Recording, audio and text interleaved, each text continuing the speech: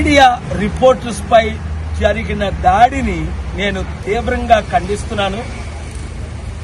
ఎవరైనప్పటికీ, ఎంత పెద్దవారైనప్పటికీ, మోహన్ బాబు గారు కావచ్చు, ఇంకొకరు కావచ్చు, మీడియాపై దాడి చేయడం అన్నది చాలా ఘోరం. అది కనుక తక్షణమే మోహన్ బాబు గారు క్షమాపణ చెప్పాలి. మోహన్ బాబు వారి కొడుకుకు సంబంధించిన వ్యక్తిగత పంచాయతీ చేసుకోవడంలో ఎవరికి పరిశీలించుకుంటారు, కానీ జర్నలిస్టులపై దాడి అనేటువంటి మంచిది కాదు. నేను మోహన్ గారికి ఒక వ్యక్తిగతంగా ఒక సజెషన్ ఇవ్వాలనుకుంటున్నాను. ఎందుకంటే ఇష్యూని ఇట్లనే విడిచేస్తే చాలా పెద్ద అవుతుంది. అందుకోసం మీరు తప్పు చేసినారు, అందరు కూడా చూసినారు. ఏ సమయం ఆ విధంగా, ఆ మూమెంట్ ఏ విధంగా ఉండేది, ఆ సమయం ఏ విధంగా ఉండేది, దానిపైన నేను పోను. కానీ అది తప్పు జరిగింది.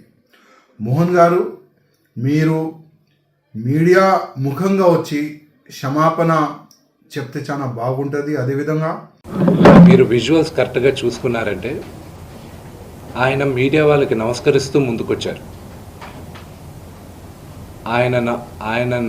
ఆయన చేతులు జోడించి నమస్కరిస్తూ ముందుకు వస్తే ఎవరో ఒకరు ముందుకొచ్చారు, ఏదో మొహం మీద పెట్టారు. ఆ హీట్ ఆఫ్ ద మూమెంట్లో జరిగిందే కానీ ఉద్దేశపూర్వకంగా ఒక వ్యక్తిని కొట్టాలని కానీ, ఒక వ్యక్తి పైన ఆగ్రహం చూపించాలని కానీ వ్యక్తిగతంగా లేదు. మా నాన్న తరఫున, మా అన్న తరఫున నేను సారీ అడుగుతున్నాను. నేను నీ తమ్ముడు అనుకోండి, మీ వాడిని అనుకోండి, మీకు నీ తోడుంటాను. మీకు ఏదున్నా నాకు ఫోన్ చేసేదండి. నేను ఇప్పుడు ఒక్క కాల్ దూరంలోనే ఉంటాను. I will always be that to support you and your family. And I'm sorry, నా కోసం సపోర్ట్ చేసేదానికి వచ్చి మీకు ఇలా జరగడం నాకు చాలా బాధగా ఉంది. మీడియా రిపోర్టర్స్ పై జరిగిన దాడిని నేను తీవ్రంగా ఖండిస్తున్నాను.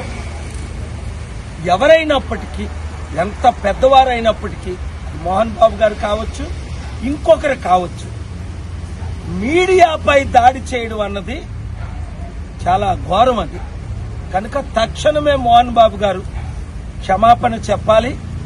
అలాగే ఈ చాలా దాడులు ఎక్కువైపోతున్నాయి మీడియా మీద.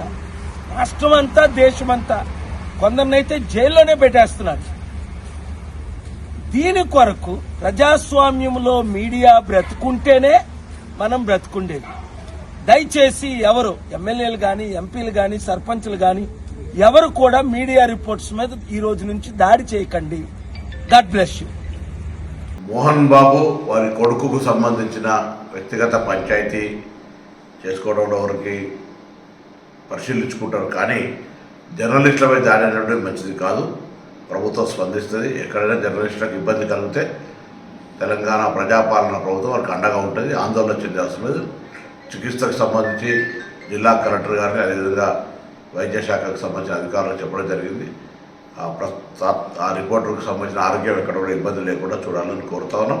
అదేవిధంగా దానికి సంఘటనకు సంబంధించి విచారణ చేసి సంబంధిత వారిపై చర్యలు తీసుకోవడం జరుగుతుంది. మోహన్ బాబు గారు ఆయన ఫ్యామిలీ ఇష్యూ, కానీ ఆయన కొడుకు మీడియాకి పిలిచినారు. దానివల్లనే మీడియా వాళ్ళ హౌస్ లోపల ఎంటర్ అయినారు. మీ ఇంటి ఇష్యూ మీ ఇంట్లో పెట్టుకుంటే బాగుంటుంది, కానీ మీ ఇంటి ఇష్యూని పబ్లిక్లో పెట్టేసినారు, మీడియా ముఖంగా పెట్టేసినారు. మీడియా ఏంటంటే అసలు వాస్తవం ఏముంది, అది కరెక్ట్ ప్రజల ముందు తీసుకురావడానికి ఒక ప్రయత్నిస్తుంది మీడియా. ఏ పార్టీకి కానీ, ఏ వర్గంకి కానీ, ఏ వ్యక్తికి కానీ సపోర్ట్గా ఎప్పుడు కూడా మీడియా ఉండదు. కానీ మోహన్ బాబు గారి ఇంటి లోపల మీడియా వాళ్ళు వెళ్తే ఏ విధంగా మోహన్ బాబు గారు TV9 ఒక రిపోర్టర్ రాజేష్ గారి పైన ఏ విధంగా దాడి చేసినారు అది అందరు చూసినారు. నేను మోహన్ గారికి ఒక వ్యక్తిగతంగా ఒక సజెషన్ ఇవ్వాలనుకుంటున్నాను. ఎందుకంటే ఇష్యూని ఇట్లనే విడిచేస్తే చాలా పెద్ద అవుతుంది. అందుకోసం మీరు తప్పు చేసినారు, అందరు కూడా చూసినారు. ఏ సమయం ఆ విధంగా, ఆ మూమెంట్ ఏ విధంగా ఉండేది, ఆ సమయం ఏ విధంగా ఉండేది, దానిపైన నేను పోను. కానీ అది తప్పు జరిగింది.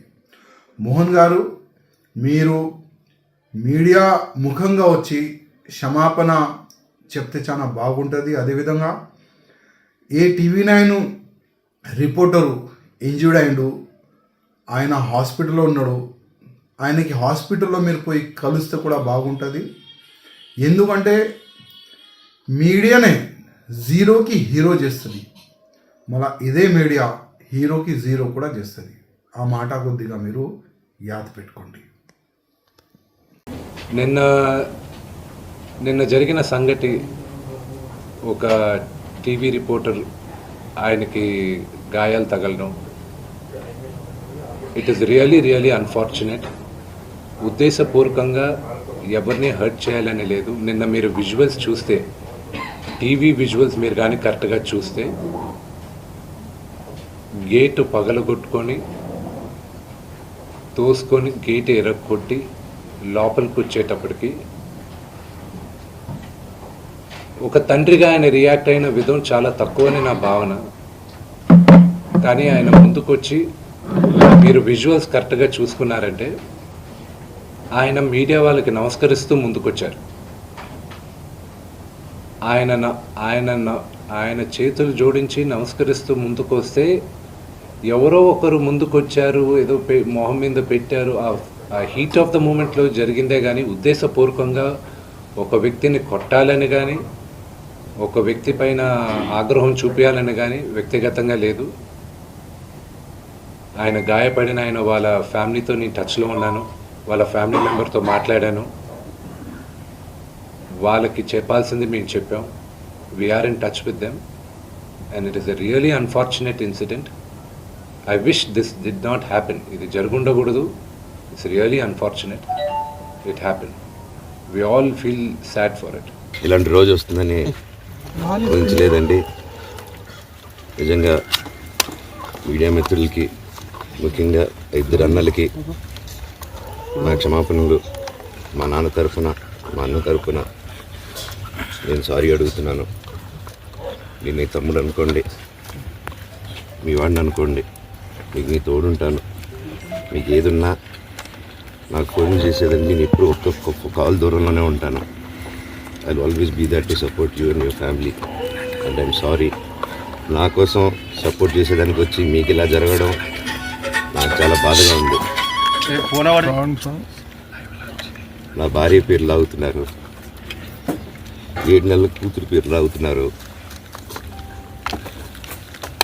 నేనేం అడగలేదు, సొంత కాళ్ళ మీద పనిచేస్తున్నాను. మా ఆవిడ కూడా వాళ్ళ ఇంటి వైపు ఏ డబ్బు తీసుకురాలేదు, వాళ్ళ ఇంట్లోనూ డబ్బు అడగలేదు, నేను అడగలేదు, ఆస్తి అడగలేదు. మా ఆవిడ 7 నెలలు గర్భవతిగా ఉన్నప్పుడు తనకి 7 నెలలు ఉన్నప్పుడు మా అంకుల్ వాళ్ళు ప్రతి ఒక్కరూ 7 నెలలు కాదు 7 నెలలు తను ప్రెగ్నెంట్గా ఉన్నప్పుడు మా అంకుల్ విజయవాడలో ఉంటారు. అండ్ ఇక్కడ కొంతమంది అంకుల్ నాన్నగారు బాగా క్లోజు. మనోజ్, నువ్వు ఎన్నో సంవత్సరాలు ఇంటికి బయటగా ఉన్నావు, నీ సొంతంగా ఉన్నావు. మీ నాన్నగారు అమ్మగారు ఒకరే ఉన్నారు.